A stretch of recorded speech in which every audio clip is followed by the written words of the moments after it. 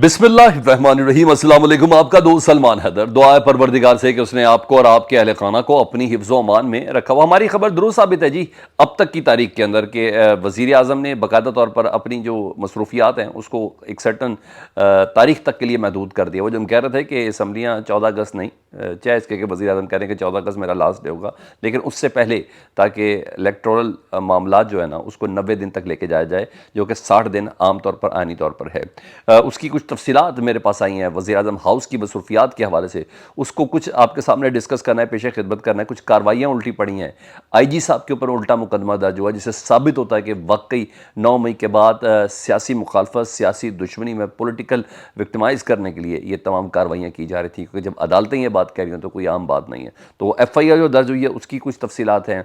परवेज़ खटक साहब ने जी, हैरान होंगे आप कि उन्होंने अपने मामलात 80% किस जमात के साथ कर लिए हैं, आप हैरान हो जाएंगे।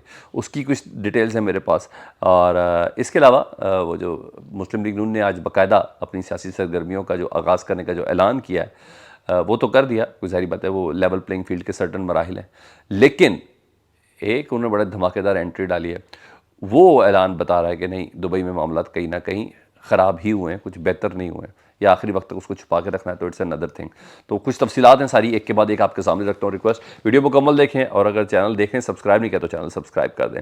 सबसे पहले जी वो जो खबर आ रही थी ना कि असम्बलियाँ चंद ही नहीं कबल सही, लेकिन अपने मुकर्रर वक्त से पहले तहलील कर दी जाएंगी, और ताकि इलेक्शन, वैसे तो 60 दिन की बाइंडिंग है आईनी, और अगर पहले एक दिन भी पहले तहलील कर जाए तो फिर 90 दिन के अंदर आप असम्बलियाँ इंतखाबात करा सकते हैं। नहीं कराएं तो ये तो 6-6 महीने KP के और पंजाब की तरह भी ना करवाएं, लेकिन बैरक कराए जा सकते हैं।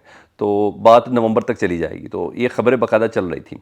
और फिर जब असम्बलियाँ तो तहलील हो जाए, फिर इंतखाबात जो हैं वो तो जब साईं चाहेंगे तो तब होंगे। तो इन सब के जो साईं है ना, बेसिकली हुक्म उन्हीं का ही चलना है। तो इलेक्शन जब वो चाहेंगे वो होंगे। अब मुख्तलिफ तरीक़ों से कन्फर्मेशन आ रही है इस खबर की कि असम्बली की मुद्दत तो 14 अगस्त को ख़त्म होनी है, लेकिन ये इत्तला था कि प्राइम मिनिस्टर ऑफिस में जो अमला प्राइम मिनिस्टर के शेड्यूल्स को देखता है, प्राइम मिनिस्टर की मसरूफियात को देखता है, या जो कुछ भेजता है, तो उनसे मुतल्लिक़ खबर ये है कि प्राइम मिनिस्टर हाउस की तमाम जो मसरूफियात है ना वो 7 अगस्त तक की रखी गई हैं। 7 अगस्त तक की रखी गई है। मतलब वो जो 7, 8, 9 अगस्त कह रहे थे ना कि असम्बलियाँ तहरीर हो जाएंगी, तो इस खबर में की तरफ इशारा है कि ये हो सकता है। वरना शहबाज शरीफ साहब जिस तरह के बंदे हैं, उन्होंने 14 अगस्त है ना, तो 13 अगस्त की रात तक 12 बजे तक भी वो काम करे, और क्योंकि शोबदाबाजी के लिए थोड़ा टाइम मिल जाएगा ना। हाँ, तो वो इस तरह के हैं, तो वो कर सकते हैं। मतलब समरी कोई मूव हो सकती है जी, और ये इशारे बता रहे हैं कि असम्बली वक्त से पहले तहरीर होगी, ताकि ये 60 दिन की बजाय 90 दिन, ताकि साइयों को भी कुछ काम करने के लिए वक्त मिल जाए, मज़ीद कुछ काम करने के लिए वक्त मिल जाए। तो सानिया 9 मई की JIT ने इमरान खान साहब को आज बुलाया था। आखिरी वक्त तक कन्फर्म नहीं था कि खान साहब पेश होंगे या नहीं होंगे, लेकिन उनका पेश होना बहुत ज़रूरी था। जिन्ना हाउस, दीगर फ़ौजी तनसीबात पे हमले के हवाले से, और स्पेशली वो मुकदमा जो लाहौर के हदूद में, उसमें एक इस्लामाबाद में JIT बनी हुई है सानिया 9 मई के हवाले से, और ये लाहौर में बनी हुई है। तो इसमें 4 बजे आज बुलाया था, और खान साहब पेश हुए हैं जी, और खान साहब ने तमाम सवालात के जवाब दिए, और पेश होना ज़रूरी भी था, क्योंकि लाहौर का हाई कोर्ट से इमरान खान साहब को जो ज़मानतें मिल रही हैं ना, वो इसी शर्त की बिना पर मिल रही हैं, इसी की बुनियाद पर मिल रही हैं कि आपको इस जो JIT है उसके अंदर आपको पेश होना होगा। तो वकला की टीम भी इमरान खान साहब के साथ थी, और अहम डेवलपमेंट है, इमरान खान साहब पेश हो रहे हैं, और इन रिक्वायरमेंट को पूरा करना भी बहुत ज़रूरी है, चाहे इमरान खान के लिए, चाहे जिन्होंने इमरान खान साहब को धरना उनके लिए भी, कि ये तमाम रिक्वायरमेंट्स पूरी होंगी तो इमरान खान साहब के ख़िलाफ़ कुछ मज़ीद काम किया जा सकेगा। इमरान खान साहब की हद तक तो ये कि देखें, इन तमाम पेशियों के बावजूद भी मेरे साथ ये हुआ है। तो हर लिहाज से ये रिक्वायरमेंट बहुत ज़्यादा ज़रूरी थी। मुस्लिम लीग नून ने बाकायदा इलेक्शन मुहिम का आगाज़ कर दिया जी, और कोई और नहीं, पंजाब के जो सदर मुस्लिम लीग नून के राना सनाउल्लाह साहब, उन्होंने बताया कि हम बाकायदा ऐलान कर रहे हैं, इंतखाबी मुहिम का आगाज़ कर रहे हैं। मगर सारी प्रेस कॉन्फ्रेंस में ना सबसे अहम बात ये थी कि हम इंतखाबी इत्तेहाद किसी के साथ नहीं करेंगे। सर, ये बड़ी इंपॉर्टेंट बात है कि हम इंतखाबी इत्तेहाद नहीं करेंगे किसी के साथ। इंतखाबी इत्तेहाद मुस्लिम लीग नून को चाहिए भी नहीं है, ठीक है। मतलब PTI से करे तो करें, अदरवाइज़ उनको क्या चाहिएगा पंजाब में किसी के साथ इत्तेहाद। तो उन्होंने कहा हम इंतखाबी इत्तेहाद किसी के साथ नहीं करेंगे, यानी सीट एडजस्टमेंट किसी के साथ नहीं करेंगे। ये बेसिकली रिक्वायर्ड है। आसिफ अली जरदारी साहब की थी। तो मतलब वही मामला था कि अभी तक दुबई के मामला जो है वो तय नहीं पाए हैं, और आगे चल के हो जाए तो हो जाए, लेकिन अभी तक तय नहीं पाए। तो अगर वो ये बात कर रहे हैं तो इसका मतलब है कि हाँ। और मैं आपको सही बता रहा हूँ, पंजाब में मुस्लिम लीग नून को सीट एडजस्टमेंट अगर चाहिए होगी ना तो किसी इलेक्टेबल्स के लिए चाहिए होगी। पंजाब में पीपल्स पार्टी का इलेक्टेबल तो कोई है ही नहीं, कोई भी नहीं है। जब कोई भी नहीं है तो फिर क्यों होगा? तो इसलिए और इमरान खान साहब के साथ उन्होंने सलूक रवा रखा, जो पीटीआई के साथ रखा, उसके बाद किसी को थोड़ा बहुत तो शक भी होगा ना, तो वो भी अब नहीं है। तो राना सनाउल्लाह साहब कह रहे हैं बाद में कोई पोजीशन बन जाए मिसा के जमहूरियत कह के, तो मैं कुछ नहीं कह सकता, लेकिन आज की तारीख में वो लोग कह रहे हैं कि और ये बड़ी अहम डेवलपमेंट है, ये बहुत अहम डेवलपमेंट है, हमें जूता लाद के तैयार भी रहना चाहिए। गली गली में शोर है, नवाज शरीफ चोर है और एक जरदारी सब पर बारी, पेट फाड़ के घसीटेंगे। अब हम इन जुमलों के लिए तैयार रहना, क्योंकि अब वो सीज़न आ गया, क्योंकि सीज़न में चलते हैं ना, तो वो सीज़न आ गया, तो इसके लिए आपने तैयार रहना।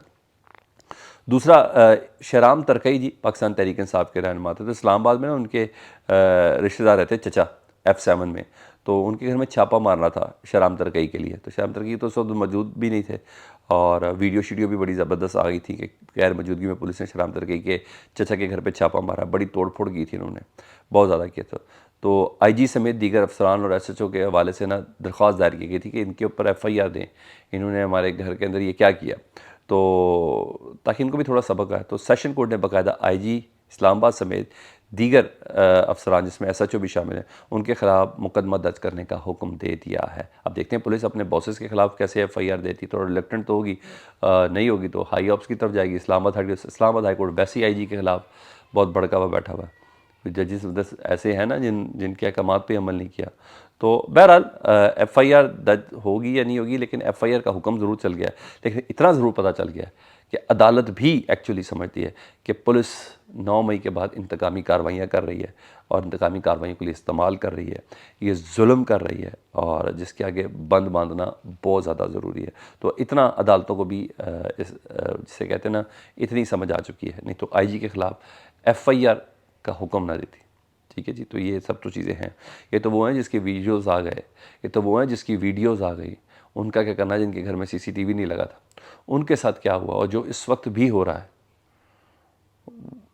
एक तो मुलजिम था ही, उसके घर वालों के साथ क्या क्या हुआ है, किस किस को उठा के लेके गए हैं, उनकी दुकानों पर किस तरह ताले लगाए गए हैं, उनके घरों में जिस तरह छापे मारे गए हैं, वो तो बड़ा मैटर करता है। शहरियार आफरीदी को अपने बहन के जनाजे पे नहीं जाने दिया गया, ये उसका हक था पैरोल पे रिहाई। उसको उसके भाई के जनाजे पे नहीं जाने दिया गया, ये उसका हक था पैरोल पे रिहाई। तो अब ये देख लें कि आगे कितने सख्त दिल के लोग हैं जो हुकूमत में बैठे हुए हैं। बहरहाल परवेज़ खटक साहब के हवाले से एक खबर चल रही थी कि परवेज़ खटक साहब ने जब कह दिया ना कि मैं शोकस नोटिस का जवाब नहीं देता, क्या मैं कोई सरकारी मुलाजिम थोड़ी हूँ, तो उन्होंने नून लीग में जाने की कोशिश की थी और नून लीग की तरफ से उनको सख्त मुखालफत का सामना करना पड़ा था। उनके रहनुमाओं की तरफ से भी, कारकुनों की तरफ से, नहीं खबरदार ऐसा नहीं होगा कि परवेज़ खटक को लेंगे तो उल्टा मामला ख़राब ही होंगे।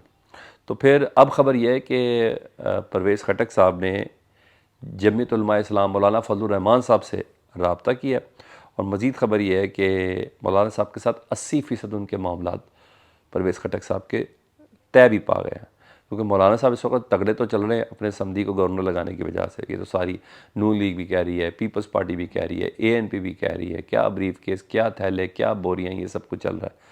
तो मजबूत पोजीशन पे तो हैं। तो खैबर पख्तूनख्वा में उनको लगता है कि अब उनका वज़ीर आला होगा, तो उनको उनका वज़ीर आला बनवाना है, तो उनको परवेज़ खटक की ज़रूरत है। मौलाना KPK में अपनी हुकूमत बनाना चाहते हैं।